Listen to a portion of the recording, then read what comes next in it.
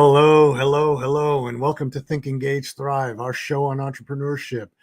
We interview some of the most inspiring and innovative entrepreneurs. So if you've ever thought about starting your own business, you should watch and listen. We're going to tell you the good, the bad, and the funny stories of startups. Tonight, we're thrilled to have with us Oscar De Vries, an Australian-based international entrepreneur who founded the brand Oscar, which sells shaving and complementary skincare. And let's bring him in. Oscar, how are you? Hey. Hey, Phil. How are you? Good to see you.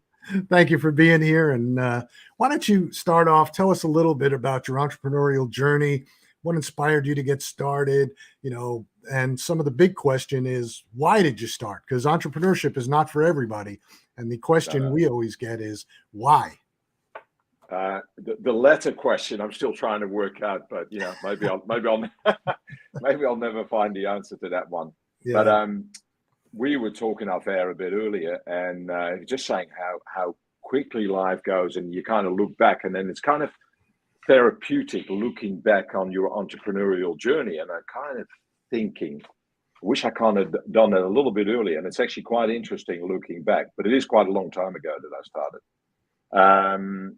At least 30 years ago. No, longer ago than that. That's a scary thing.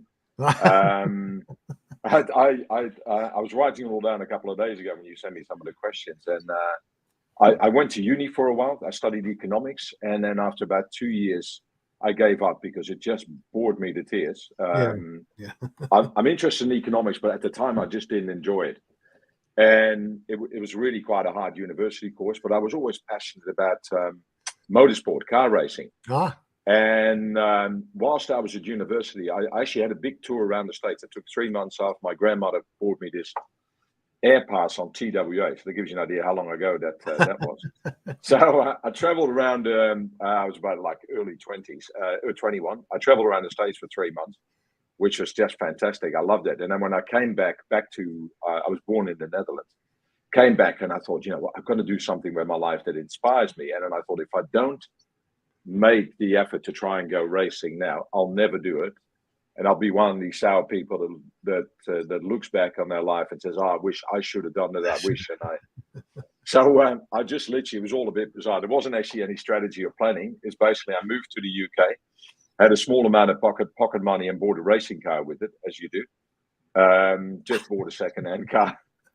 I look back on it now. If my kids did that, I would do anything to block them.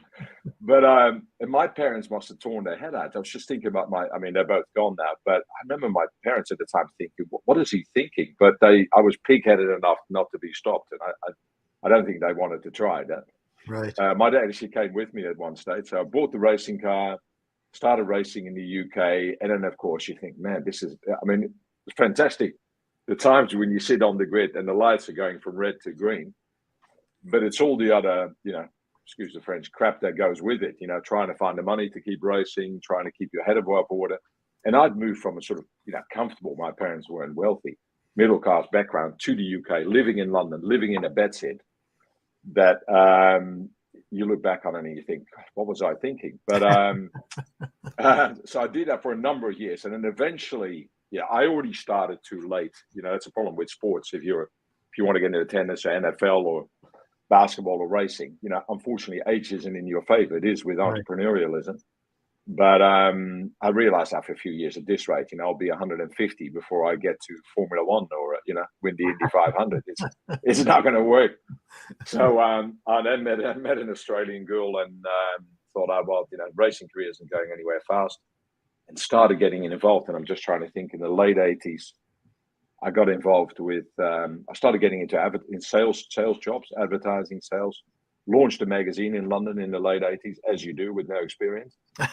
And so that's sort of things moved on really. But looking back on it now, I always needed to find something that inspired me. I found secondary school. I went to a really tough school, very boring. And I thought, I need something that I studied hard, and it was a fantastic school.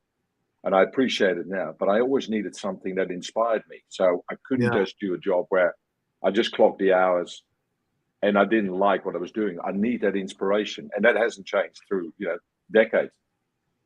Yeah. Yeah, I understand. Believe me, I look back on my life. I look back on the decisions I made when I was young. I started my first business, and I've said it before on this show. Yeah, I started my first business when I was 27, and I thought I knew yeah, everything, and I thought I knew how to do everything. It was just a total disaster. I was a terrible leader. I was a terrible delegator, terrible strategist. But what I wound up doing, I sold it, and I wound up going to graduate school to get my MBA because I thought that's what was going to straighten me out. But uh, you make mistakes when you're young, you look back on them, but some of those mistakes I made, I think helped me along in the future because I knew that I wasn't going to make those mistakes again. No, I know that's important. You've got to make the mistake. Sounds a bit of a cliche, but also at times now, and I think every year that goes by, I'm getting better at that. So maybe by the time I'm 100, I'll be the perfect entrepreneur. So, but it's just taking stock back on things, because the problem is, as an entrepreneur, every year you think, "Oh, I've got it sussed." You're feeling quite Sure. chuffed with yourself, and not cocky. And then you look back a year later and you think, "What was I thinking?" Like why do you make certain decisions? But I Yeah. do that you got to be self-critical. You can't go around there sort of with your chest pumped up and thinking you know it all, because you don't. That's the reality. No. And be humble about it. Yeah. Yeah, it's very difficult. So Yeah. you founded a magazine, and then where'd you go? Well, so that was the late 80s, and that gives you a bit of an insight into me. Somebody told me about it, the idea of a restaurant magazine, which the Dutch guy told me. And then the restaurant, for most people, that magazines are actually printed pieces of paper, because most people, kids, probably don't even know what a magazine is these days. But I printed this A4 magazine with the whole restaurant menu in London. So if you flick through this, you can see the whole restaurant menu, and you think, "Oh, I like the look of that." These days, you just go on to Google anything, Google Maps. So it's a totally different world. And then had to get advertising around it, and did a free distribution. But it was just living life by the seat of the pants. I thought, wow, what a cool idea. Printed 20,000 copies. I won't bore you with all the ins and outs, but man, that was a 2-year helter-skelter out. And then I don't know if you remember that, but then black market, the black market, was it in late 87 was a stock market crash. Oh yeah. And living in London, I seem to remember everyone in sort of Chelsea, the King's Road, was driving red Porsches. These days, red, unless you've got a Ferrari, that isn't the popular color. Right. But everyone was driving 911s in red. That was the thing to drive. And then within 6 months, all the 911s disappeared, and then all the restaurants closed down, and the days of, I don't know if you know the expression of yuppies, disappeared. Yeah. And I was married to my wife at the time, at the Australian girl, and we went back to Australia for about 6 months. We had our first child there, came back to London again after that, and then started something else. Yeah, that was sort of, where are we now? Early 90s.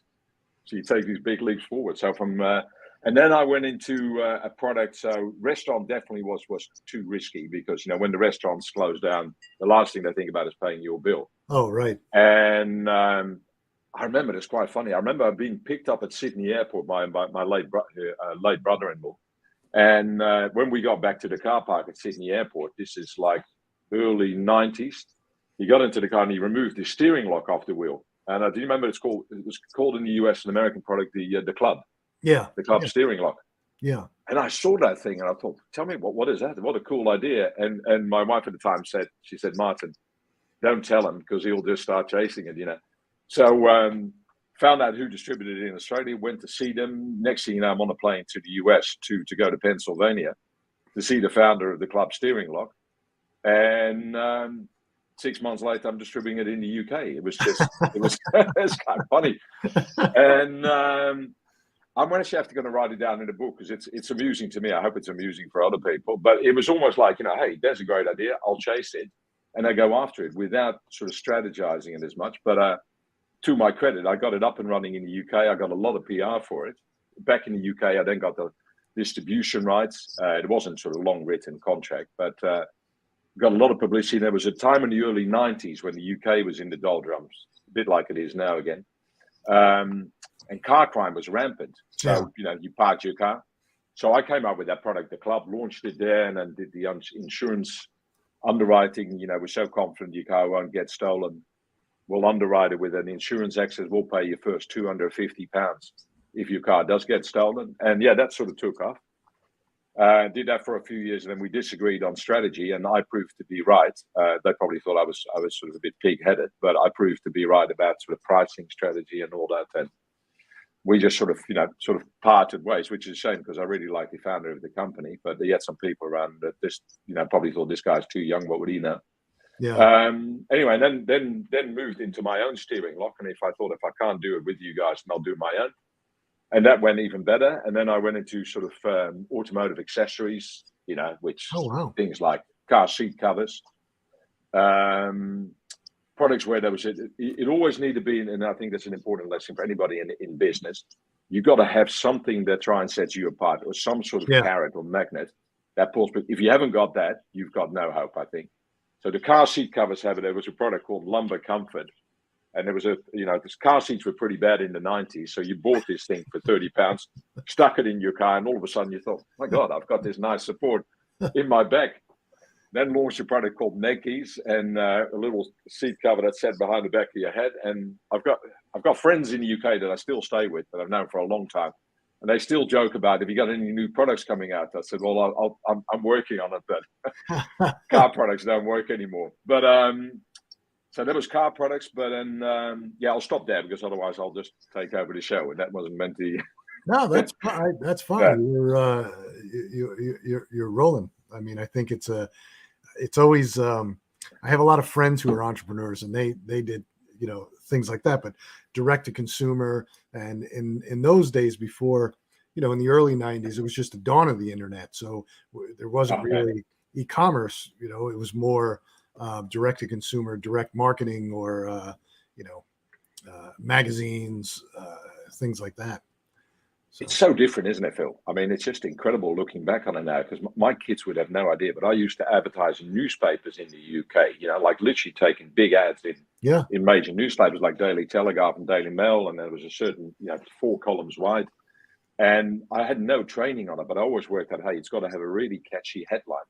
But then the funny thing was, so the Saturday newspapers come out, or some car magazines, and people used to order the product either by telephone. I had a call center in the Midlands in England, right? Either a call center where they imagine this now, giving their credit card on the phone, talking to you and then saying, here's my 16-digit number, and what's your, and these days people say, hang on, I don't know you that well, I'm not going to give you that number.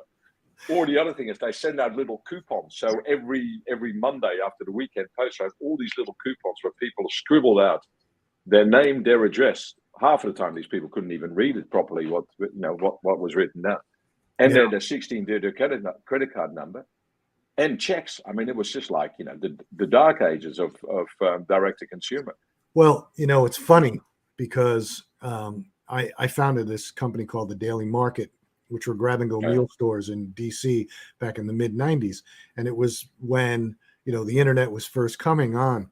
And I remember thinking, I wonder if we could sell food on the internet. And we set up a website, and we were selling frozen products similar to what you see today. I don't know if you have HelloFresh or anything like that. Yeah. And, we were doing, though we were putting together frozen meals because the distribution channel wasn't set up, but we shipped our first package in, I think it was June 6th, 1998.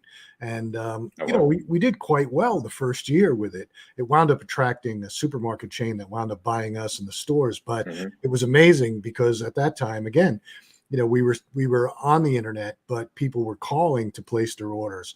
And even after that, back in the early 2000s, we did a brand called Raw Beauty with Carol Alton. We were on the shopping channel, which is in, and those orders were on. They had a huge phone bank of people answering phones, and 2000 and as late as 2008. So yes, you could order online, but people were still calling. So it's not that long ago that people were still giving their 16 digits on the phone. Yeah, try and tell a young one that now. No, it's not going to happen. It doesn't work. They just want to scan Apple Pay. I know exactly. Yeah. So that's how I started in sort of direct to consumer mail order, really, which I long back to those days in a way because it was kind of simpler as well, you know.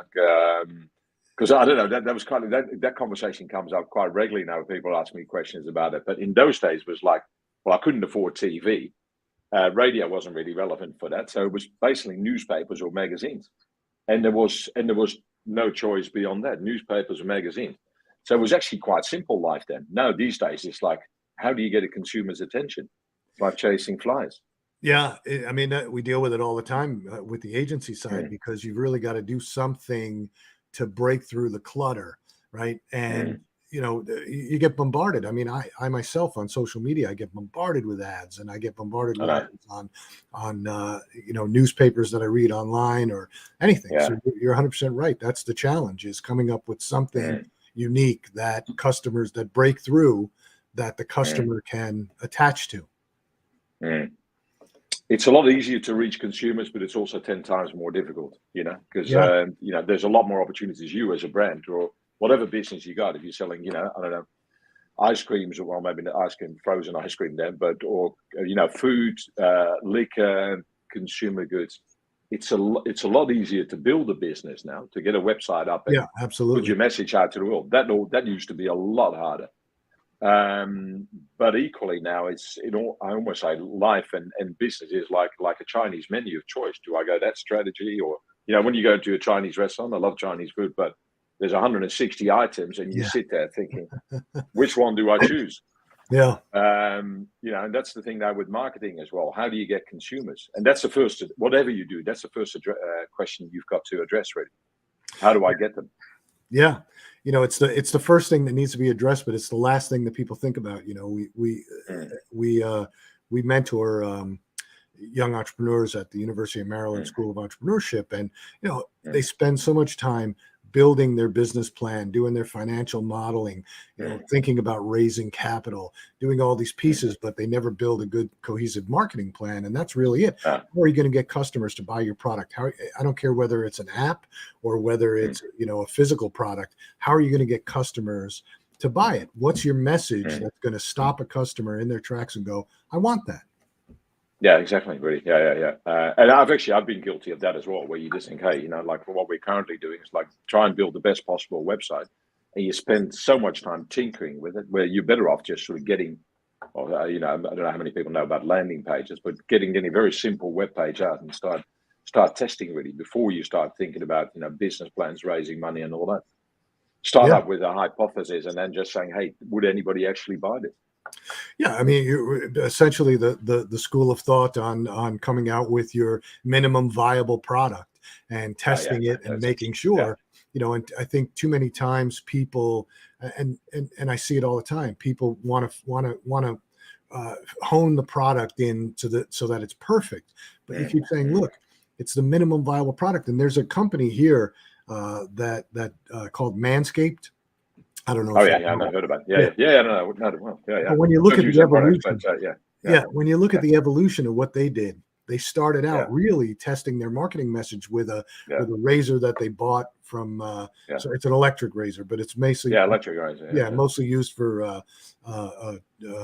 grooming. yeah, Not so much for yeah, yeah, yeah, shaving the face, but grooming the yeah, yeah, body. yeah, yeah, But they came out yeah. with the minimum viable product, and they ran it for a year, made tweaks, came out with another one. Then there was the version 1.0, 2.0, Mm, 3.0, and they're still mm, going. They come out with like almost mm, a new product every year, which I mm, think was fantastic because they really built their audience, proved the market, proved that mm. people wanted their product, proved that their marketing message hit home, and then Mm. they could build their ultimate product. Yeah, no, it's definitely a very smart way to go, really, rather than getting obsessed about raising money. I mean, I've certainly sort of spent probably too much time trying to think about, hey, let's raise a bunch of money and then throw it at it, and it's I just don't think it's the best way now, really.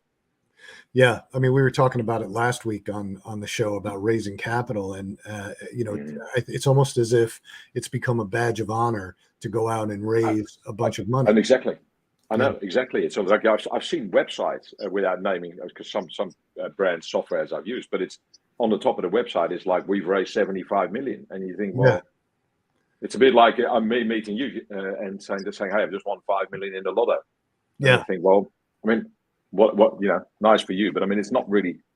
It doesn't serve any purpose as such, isn't it? So no, I think it's just it's really things got on the wrong track. But hopefully, with this sort of kind of retraction now, I hate to use the word recession really because the recession's coming and goes, but retraction in sort of funding. Hopefully, everybody sort of goes back to basics and said, okay, are we going to sort of quit and run for the hills, or find a different way of trying to fund your business, or expand your business, or whatever, or start to build a profitable product and run it. Try and run your business profitably. Yeah. So. Listen, let's take a quick break. I got to I have a couple of commercials to run and a couple of things to talk about, and then I'll bring you back in and we'll continue on your journey. All right.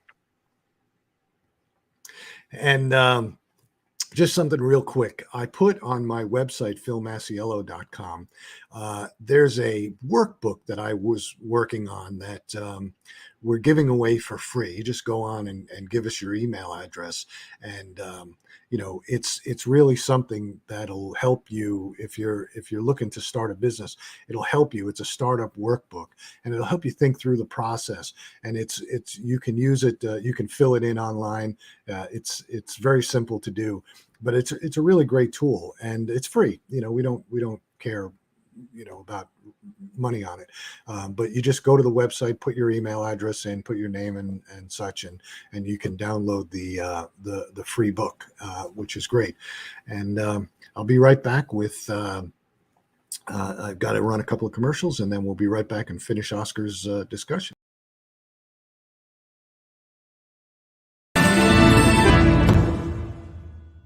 Hi everyone, I'm Andy. And I'm Minna. We're the hosts of Chronically Healthy Life. Join us Fridays at 7 p.m. Central Time on Vitality TV to see how we flip the idea of chronic on its head and create chronic health in our bodies, minds, finances, and relationships, right here on E360 TV.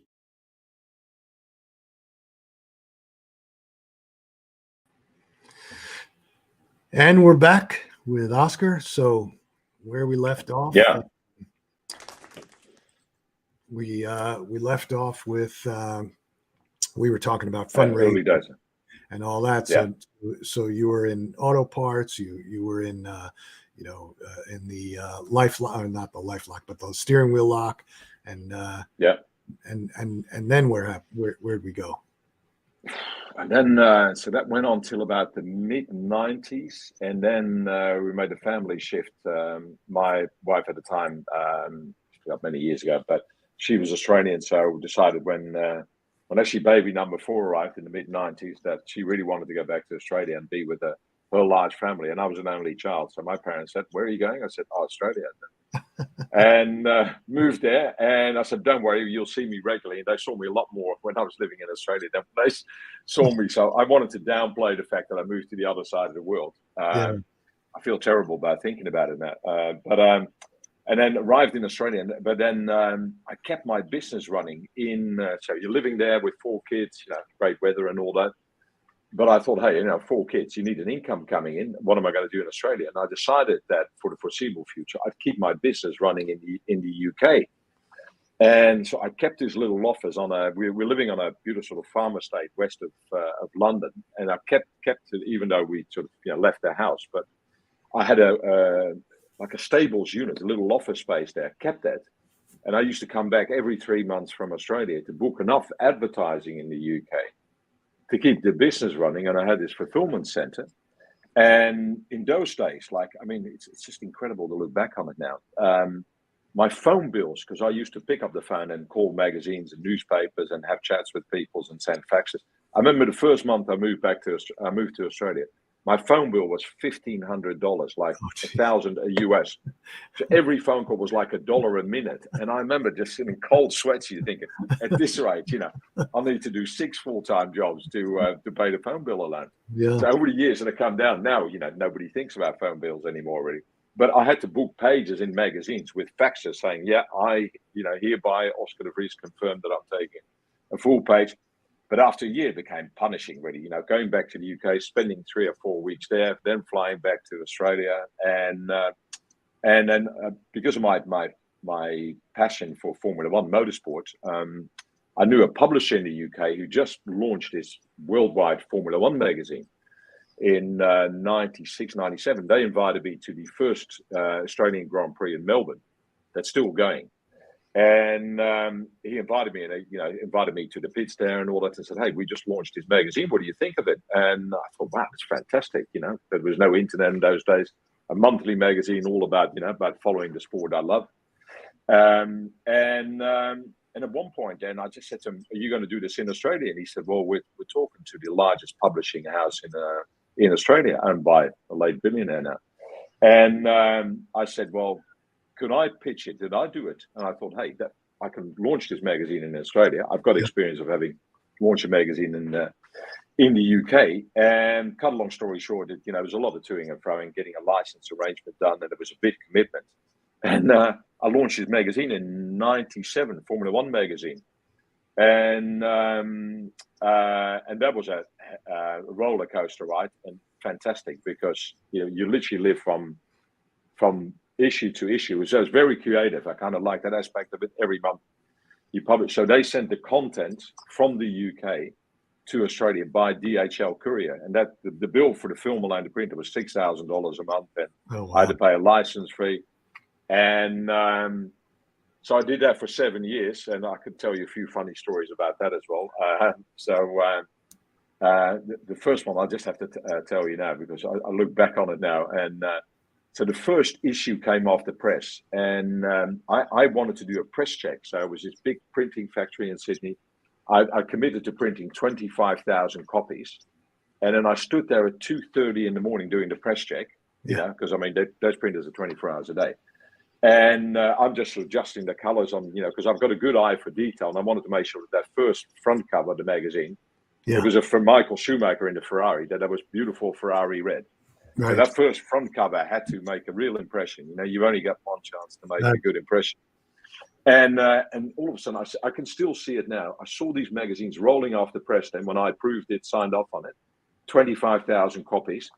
And I thought, this is going to cost me $40,000. So at 2:30 in the morning, before I went back home and to bed and wake up at 7 before the kids wake up, I thought, $40,000, like plus all the other expenses. And I thought to myself, I'm going to be absolutely screwed if this magazine doesn't sell. So then you start thinking, I've paid a license fee, I've paid the film, I had no advertising yet, but I filled it with a couple of strategic ads.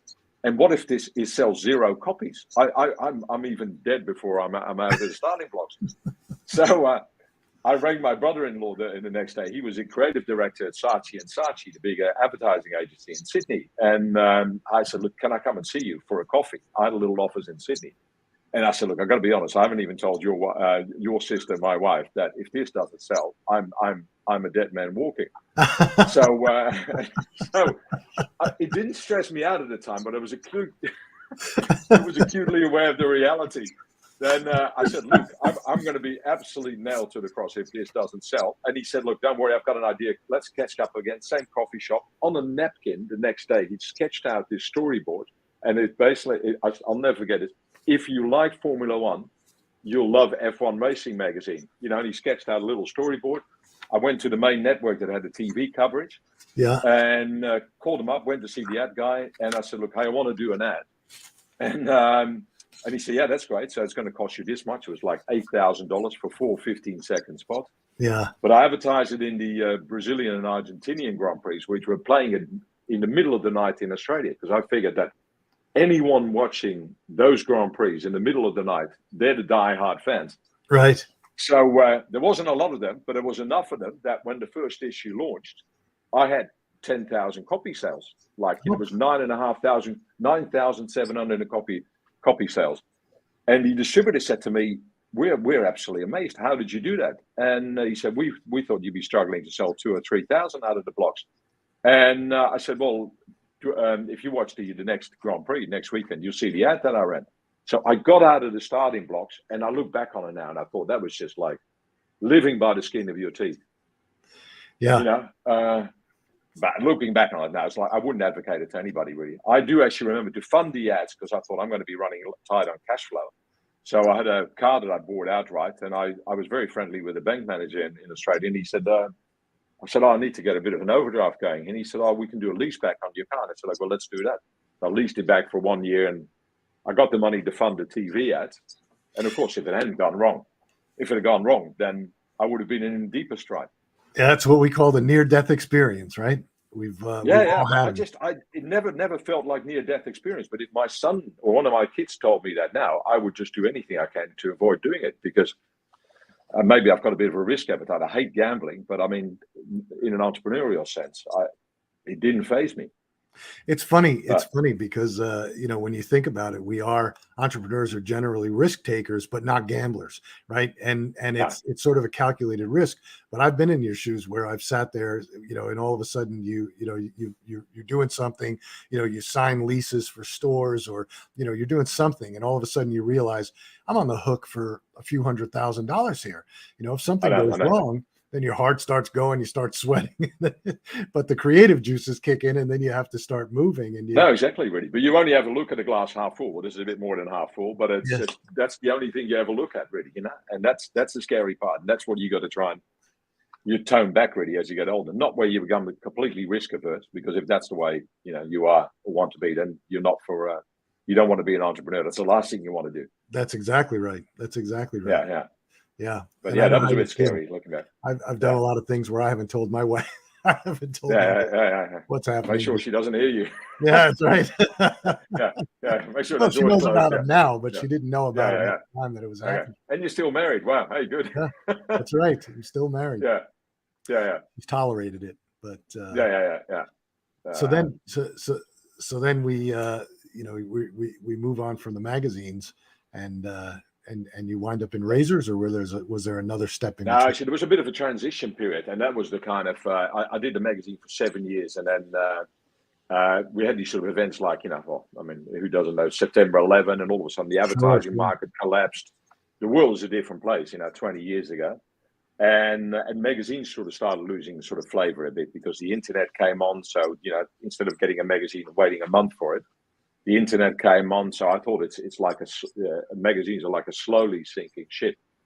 So I needed to get out of it. And unfortunately, the marriage had kind of fallen over because, for 7 years, it was like, I look back on it now, it was like a mouse on a treadmill. And I think probably a lot of people have got to be aware of that. And it doesn't matter whether you've got your own business, you work in a corporate environment.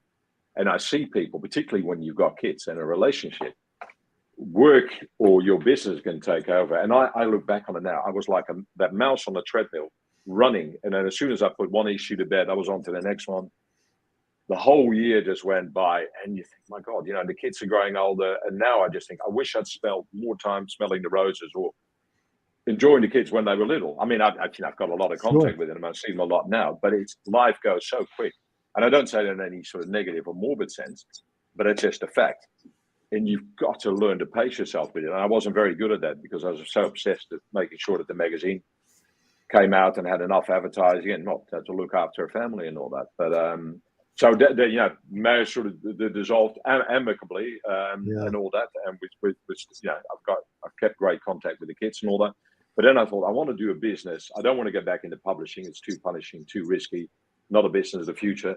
And I'd used this shaving product that I found in the UK in oil. And I started using that. And I thought, geez, maybe I should start selling that because I loved the way my skin felt. I always had a real issue with shaving in the morning. My biggest gripes of the day were always bad coffee. If you drank instant coffee and it's unbearable and you think, it's just not a great way to start the day. If you like coffee, that is. Yeah. And the other thing was shaving. And I used to have these, the Gillette razors were expensive. And then I had this, I think it was Gillette foam or Nivea foam. And my face, particularly living in Europe in, the winter, your face would just get as dry as all. And you cut yourself, shaving. Yeah. And I love this product. And I thought, you know what, I'm going to see if I can actually import that into to Australia. So cut a long story short, I went to see the company that made it in the UK, a very small company. Ironically, in a little village where I used to live, west of London, and took the product back. And within sort of maybe 2 years, I got it into sort of close to 2,000 retailers in Australia. It all went very quickly. So I'm very good at kind of, if I set my mind to something and then saying, okay, what's the goal? What do I need to do? And I got it going into about 2,000 stores, but it wasn't my brand. So that comes with another disadvantage where, if you're distributing somebody else's product, that would be a tip for anyone watching this, is you're driving at very high speed with a lot of risk when it's not your your car. I think I think when I was in the razor business, we talked to him as well. He was, he did have a good shave oil, and he tried to come to the United States, but it didn't work out. Yeah. No, I think he got listed Somerset. I mean, it's a great little product. Somerset's oil was, and listed. I think got it into Walgreens as well. But the problem is, if getting it on the shelf is one thing. Making it sound. Yeah, exactly. I mean, it's like going on a date with a girl, first date. That's one thing, really, but it's everything you do around it that's going to make her remember you. That's right. Yeah. So it's not quite as straightforward, isn't it? No. That's when the party starts. Yeah, exactly. So I got that into a lot of retailers, and that was challenging as well. And I've got another funny story to tell you about that in a minute. When I think that last segment, like a near death or funny story as well. But I'll come to that. Or let me know what you next want to address. Well, yeah, I'd love to hear it. I mean, if it's got to do with sure. Yeah, with entrepreneurs, and again, I look back on it. So I had this sort of the scary experience publishing. So with this product, this oil, I got it into a few smaller retailers, but I wanted to get it into the biggest supermarket in Australia because, I wanted to get the revenue going so I could sort of almost run it as a part-time business and spend enough time with the kids and school holidays and all those kind of things and events. So work less hard, work smarter, and make more money. So I needed to get into the biggest retailer in Australia and at the time, and I kept getting the rejections from the buyer. And I could never even come to see her for a review and present this product. I said, "Hey, I've got it into these stores. It's selling." Yeah. She made every excuse to see me, and then I wrote in one day and I said, "This is just ridiculous," and still no reply. And I thought, stuff this. I'll go straight to the CEO. Yeah. And my ex-brother-in-law actually worked with him on a creative basis. He was their sort of agency partner, and he said, "You got to. Well, he's the guy, and he can be an absolute nightmare to deal with, but he's a straight shooter." So I thought, well, that sounds like a guy I want to contact direct rather than go through all the channels in the organization. So it's like going to the CEO of Walmart, and I wrote to him and saying, "Dear Roger, you don't know me, but anyway." I wrote this short letter, but I thought it was very good. Next day, I get a phone call, and it was basically about how the buyer would refuse to see me and why I thought I was just not cool as Australia's biggest retailer, why nobody would have a fair chance of presenting their product. So the second in command rang me the next day and said, "Hey, Oscar, your letter was passed on to me from the CEO." And I said, "Oh, yeah, I know all about it." And he said, so Belinda or whatever just decided not to take your product because she didn't like the product. And I said, that seems really strange. As far as I know by her name, and from having spoken to her once, and when I get it, she's a female. So, I mean, she doesn't, it's very unlikely she uses the product to shave with. So I said, that can't be a reason why she can't see me. Right. And he said, "No, you're right. So I'll tell you what, we'll organize a meeting, come in." So the three of them were there. So the second in command, and they obviously thought this guy must be, we're going to put him in this place. I walked out of there. She was actually remarkably fine about it because I said, "Look, hey, it should be, I should have an opportunity to present. You can't tell me that you've got 20,000 products in your store and you've personally vetoed every product to say, whether you like it as a user or whatever. That's not fair dinkum." So I got the product in, but then I could tell in her eyes that I had a follow-up meeting with direct, and she was going to list the product, but here's just the snake, under the grass, or the challenge from me. And I think she was going to test me out. She said, "Look, what I'll do is, we were in Sydney in the East Coast. We're going to try your product in Western Australia." So it's like living in New York on the East Coast and saying, "We're going to try your product in Southern California." Yeah. Only in that state. And I knew what she was playing at. I thought, you're really going to test me, because how do I launch a product and promote it when I can only run it in one state with 10% of sales? So I thought, well, I'm not going to, I want to accept the challenge, and I'll find a way to make this work. To cut a long story short, I decided to fly from Sydney to Perth, a 5-hour flight every 2 weeks. And I bought the sales data on the supermarket, and some of those smaller categories, the sales, you're not talking about hundreds of units a week. Right. But I bought the sales data. I could see what the competitors are doing. And I hired a car when I arrived at the airport. And for 2 days, I drove around buying up a limited amount of stock of my own product at about 55 stores. And this is before Google Maps. So I had this huge map that I just took out of my suit and my bag when I arrived at Perth Airport on an overnight flight, and got into my hire car. And then I had marked on the map all the stores, bought maybe 1 unit, 2 units, and then I knew how many I bought. I could see the sales going up. And I also did some selected advertising in Perth. It's a city of 1 million people, but Sure. I did bus ads. So I had a very catchy ad that drew attention. I spent $10,000 on that. So 6 months later, the buyer said, well, actually, the sales are going pretty well. No surprise. And she said, how did you do that? I said, well, I've got this very catchy ad campaign, and it must be working then, so people are buying it. So just imagine if I got the product into all stores.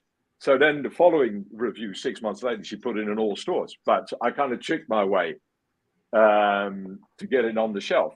Yeah. She wasn't going to lose out because, enough people were buying it, but I wanted to get the sales up to a level where it was outselling my next competitor. Yeah. It was another product, similar product. And, so you got to have a goal as well. You got to want to beat your, in a nicest possible way, your competitor. You're on a mission to be number one. Yeah. You don't play to be second. So I was hell-bent by hook or by crook. I had to outsell them. So I had to trick my way to that. And then, so she got it in. And then, I ended up outselling them nationally and all that. So that was, that wasn't a near-death experience, but that was like, it's not it's not a conventional way how you get your sales up, Yeah. No, that's fantastic. But it was make or break, so I had to make it work, and there was no way I was going to fail. Yeah, I don't blame you. I don't blame you at all. So then what? Now we're sort of skirting in a number of years, but the problem was if you sell somebody else's product, ultimately you're never in control. So one of the new buyers then said, look, hey, your sales are going quite well, but the product had this very strange packaging, very white, so it took up a lot of shelf space for a very small bottle with a large blister plate. And the buyer said to me, hey, we'll give you a few different varieties on the shelf. I had one on the shelf. There was a total of 3. And she said, but you need to make your packaging narrower. And I tried everything with the manufacturer in the UK. And I said, we've got to make this small. And he said, no, I'm not going to invest all that money as new tooling. Right. I said, do you realize that if you don't change, the customer is the supermarket. If they tell us this is what you need to do and we'll give you more space, then, or you've got to be more efficient with your space. It's like, how high do you need to jump? And we've got to jump. And he said, no, I'm not going to do it. I said, you're an idiot. If you don't do it, I'm going to lose the distribution. It ended up losing that distribution. I'd already seen the writing on the wall and developed my own. So same shaving oil, different sort of essential oils, and launched my own brand. And then surprisingly, I called it, Oscar. And I thought I need to come up with a name. And I thought one, and I called it Oscar, really short, 5 letters. It's an easy name to remember. So that's when I launched my own brand. Just around the time of the GST. Impeccable timing, of course, because you couldn't get funding around the GFC. So 15 years ago. So timing was great. So that was skincare. Launched my own brand, got that into sort of major supermarkets again. And then about... so that was 15 years ago? 15 years ago, I launched that, getting it into all the major supermarkets. And then got into what I'm currently doing about 6-7 years ago, online direct to consumer. But still in retail or just direct to consumer? No, in fact, I've got to be honest. So it must have been a legacy of GFC. But the problem with Australia was there's only 2 major retailers. So it's like, it's a duopoly. You've got to be in at least one, ideally in 2. And with the GFC, they were trying to drive prices down. So the first way, then the second biggest chain decided that they were taken over. In order to drive prices down to get more consumers to shop with them, they need to get the prices down, which meant that they weren't going to take less margin. So they were going to go to all the brand owners, every brand, when you're selling yogurt, milk, and said, okay, basically, we need to get the prices down. And they started putting this enormous squeeze on margins. Instead of 30%, they wanted 35%, more rebates. And it got more and more vicious. In the end, they ended up having what they call a royal inquiry, the sort of gouging by the supermarket chains into suppliers. And there were some pretty unsavory tactics in Australia. Yeah. If you think it's bad in the States, I think at the time the chairman of Heinz came out, he was on a visit to Australia TV, and he said that the terms and conditions of the major supermarkets here in my role as, I think it was Heinz, so don't hold me to that. They said, we haven't come across this kind of gouging and uncompetitive behavior anywhere in the world. So it's an unbelievably tough market. Yeah. So, Yeah. Retail is very difficult. Even today, it's very difficult with. It's difficult, and you don't go in and get persuaded by the number. It's like, it's fantastic. I just say it's like swimming with sharks. If you go into the ocean in Australia, certain parts, well, it's great if you want to be a surfer and all that, or like ocean swimming, but you got to be prepared that one day there might be a great white shark or smaller sharks. Yeah, they might not kill you, but they bite your legs up, and that's what it's like with retailers. I don't have any problem with it. I understand the way retailers work; they got to make the maximum, as long as it's all above board. Some of the tactics they employed with me, I had money fleeced out of my account. I'll never forget. It was like $17,000. It was a double deduction, and they said they admitted it was an error, but it was too hard to pay back. So could they take it in promotional deductions? And I said, no, I can't, because I got to buy more product and all that. And it took me 8 years to get the money back. It was just unbelievable. Well, that's tough. When we had Raw Beauty, we went to one of the biggest beauty companies. Actually, because we had done so well, we were on the shopping channels, right, which got us national exposure. We were here, we were in Canada, we were abroad, and then we were on Amazon. We were one of the first brands on Amazon outside of books and music. We're going back to 2006, and we were also selling on our website.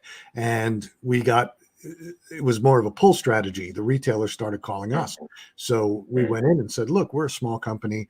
We don't have teams of accountants. We can't handle all these rebates, discounts, accruals, slotting fees. We can't do it. We can't pay it. The price is the price. And we got the product in. And about 2 months later, I get an email from the buyer saying, good news, your fees came out to $18,000 per SKU. I said, whoa, we can't afford that. And I said, that wasn't the deal. We have a contract. We have an agreement. And, it turned into a bit of a fight. And after that, she just hated us and just did everything we could to be an obstacle. But thankfully, we were doing so well on direct to consumer between the shopping channels and, on the website that we could be, we could push back a lot, which we did. And we wound up going with another of the major retailers and who, kept their promises. But retail can be tough. I think anybody watching this, you're absolutely right. I think the key to it is, if you've got a product, you've got your own product or whatever, you want to get it in. You mentioned that word pull. You've got to be able to pull people in. Well, you got to start up with your website, selling a direct, find an audience. You can't rely on just this sort of push strategy of pushing your message out. You got to get people to, first of all, customers to come to you, find your product, and then work on getting the retailers to come to you, and they'll come to you if you're selling enough product on your own store. Absolutely. So we're a little tight on time, so we've got about 5 more minutes. So let's talk about where we're at now, because you've got Oscar. You're going to bring it to the US. You're expanding. Yeah, so just very quickly on that. So I got into direct-to-consumer, launched a website, and I started, funnily enough, years ago with what's now the Harry's razor. I sourced that in Germany. Actually went to the factory before the Harry's guys in New York bought that. Wow. Launched that, and that went pretty well. It was a good razor. I wouldn't say it was great at the time, so we had a few complaints, and then somehow I got introduced to an American manufacturer, and they said, we'd really love to get your... to supply you instead. And I thought, hey, that's a great time, because the Harry's guys have bought a factory in Germany. Right. They were probably always going to, which they did, for 100 million. So they were probably at some point going to cut off supply to us in Australia. And then my goal was always to launch a business in the US with my name, Oscar. And I've had a fantastic time traveling around the US. I've been there lots. So that's always been, that's my big hairy goal now. So I thought, well, I need an American razor then. So we launched that a few years ago. The reviews are fantastic. I was all set to launch it in the US. In a small way, I had a friend who was going to back it in Australia. And then COVID hit. So that was early 2020.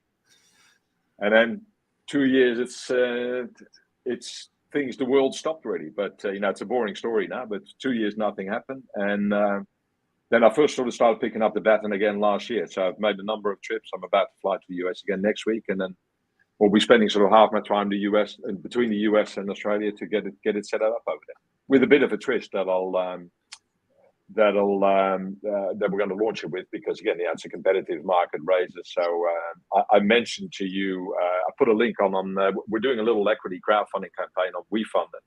Yeah. And I met with them, and we're going to run a referral campaign in the US to launch it, because unless we come up with a point of difference in the US, I've got no hope. I've got no, my head isn't in the clouds in that sense.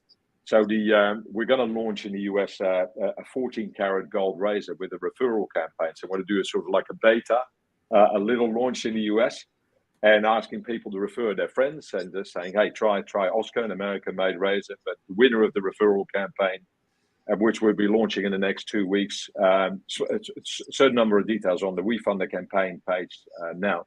But one lucky person is going to win this 14-karat gold razor, which we're making in Australia, but it's made out of 14-karat gold, and it's going to cost us a huge amount of money. But it's to the winner of the referral campaign.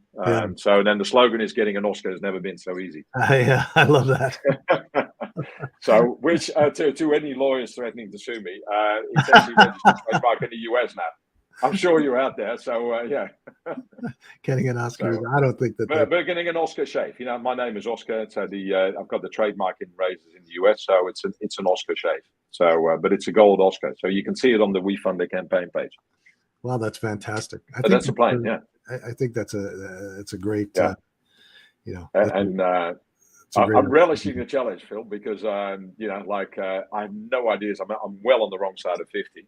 But I have no aspirations to retire, do gardening, crosswords, or I've got a granddaughter and I love her, but I don't want to be a full-time granddad yet. So I'm going to spend the next sort of 10 years sort of setting up in the US. I've got a guy that's going to be on in a couple of weeks, and he was just amazing. He founded a pet product. I'm not going to tell you what the product is, but it's one that's very well known. He founded it back in the 90s. And after a career in, I forget what he was doing, something with something quasi-government, but he founded this product in the 90s on pets, wound up selling it to Mars 10 years later. And, now he's got 2 other products that he's been doing. I talked to him on the phone for quite some time. He's 80 years old, and he's still coming out with ideas and products. He has no hope of slowing down. It's got nothing to do with the money. It's got everything to do with the fact that he's just got ideas. And it's a thrill, isn't it? Well, he said, what am I going to do if I stop? What will I do? He gives back. He builds houses for poor people in the in South America. He gives back by he's got a couple of nonprofits, but at the same time he's still got ideas. And you were talking about which I don't think you touched on, is your methodology for pick, pack, and ship of your product today, and how that works. And we're just going to introduce that in the US. I had a meeting about it, but in a nutshell, we've got a slogan to kind of capture that. What we're going to be doing is every shave makes a difference. So in Australia, we use do you know the word social enterprise, a not-for-profit social enterprise? So it's this place, a company in Sydney we work with, and I met with their CEO again yesterday. Basically, where it's typically elderly people that are living in social isolation come together to do some light assembly work. So they get breakfast, get morning tea, they get lunch, they get to take food home, that certain amount donated. So they're on a pension, but they're not wealthy. But the essence is that basically they've got no family. And there's an awful lot of people like that. The story resonated with me because I'm an only child. When my dad died in 2008, my mother lived for another 4 years. Right. And she became almost a virtual recluse. If she'd had an activity or a place to go to like that, when she was, one year I remember flying back 4 times to Europe to see her, and I felt really bad about it. She didn't feel sorry for herself, but she became a recluse, but an environment where people come together to do some light assembly work. So we're looking at setting that up we will be setting that up in the US, where we'll have our fulfillment, sending it out to end consumers direct, but where we have a place where the products are assembled, packaging put together, where the American-made razors, and we've got a skincare manufacturer in the US now that are going to be manufacturing the products for us in California. So then we got to identify the right spot where we do all the assembly. When somebody places an order where the razors and the shave products are so assembled together and send it out. So yeah, that's the big plan. Yeah, I mean, that's fantastic. We did something very similar with when I was in the razor business. We did it with autistic people, and we had a family place. And it's a great it's a great way of doing it, because these folks want to work, they want to do things, they want to feel important. They're elderly, or they're disabled or whatever, but it doesn't mean that they can't be fruitful. So I think that's a great concept. So. But it's also great as an entrepreneur, you're running a business that, obviously at the end of the day, your first goal is going to be to make a profit, because, it's too hard to not turn a profit. And, but the second thing is, if you can actually do something for other people that makes you feel good. Yeah. That's probably the most rewarding thing. It's not for me buying my Bentley convertible or whatever. It's just, who knows? I might have one day, but it's not my main drive now. Yeah. No, I agree with you. I've never been driven by, trying to figure out how to get the Porsche or get any of that. That's not really the goal. The goal is always to, strive for. It's competition. Yeah, it's like just like I love sports. I love the competitive element, doing better than your competitor. Yeah. In the right way, but then do some good in the meantime as well. Yeah. And just don't be an idiot to people, really. Just do good. Yeah. Don't be get taken advantage of already, but that's it. No, it's a lot of fun. Equally, I want to throw this line in. A friend of mine said, years ago in the UK, and he said, I cracked up when I heard it, and he said, you just got to have this healthy attitude in business. He said, as one door closes, another one slams in your face. Yeah. And I'll say it again: as one door closes, another one slams in your face. If you can remind yourself that, hey, I've had a really shit week or a shit day, it's probably going to be even worse tomorrow. Really. Yeah. Just don't get freaked out. But you don't have to run a business to have that attitude in life. It could be at work. You might have problems at home or whatever. It's somehow things always turn for the better. Yeah. That's great. Yeah. It's just temporary, really. And as long as you accept that, you sort of roll with the punches. Yeah, it is temporary. Oscar, thanks for being on. I think it was a great discussion, and I just have a couple of closing remarks, and great to have you on. Great guys. Look forward to it. We'll look forward to catching up in the flesh, and I'll be in your neck of the woods. That's fantastic. Hey, thank you for joining us, and I hope you found that discussion helpful. Keep following us as we do more shows and interview more entrepreneurs that'll show you how and why they built their businesses. Not everybody can expand out of their main country and go international, which is a feat unto itself. So, but again, I have a workbook on the site philmasiello.com. Just give us your email address. It's a great workbook if you have the thought of doing a startup. It's a great workbook for you'll get a lot out of it, and it'll really help you think through the process. And again, it's free. We don't want anything for it. So, just go ahead and go to the site, philmasiello.com, put in your email address, download that book, and it'll be great. Hey, good night. And thanks for stopping by.